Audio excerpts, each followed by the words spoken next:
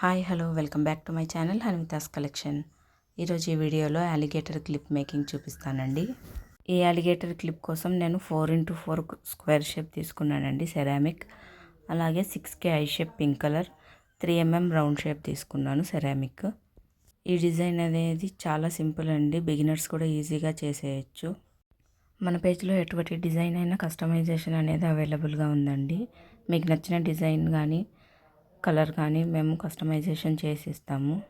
Screen మీద కనిపిస్తున్న నంబర్కు మెసేజ్ చేస్తే మీకు క్యాటలాగ్ లింక్ అనేది వస్తుందండి. మన క్యాటలాగ్ అంతా అప్లోడ్ చేశాను, మీరు చూడొచ్చు. లేదంటే మీకు నచ్చిన డిజైన్ కనుక ఫోటో పెడితే మేము అలాగే కస్టమైజేషన్ చేసి ఇస్తాము.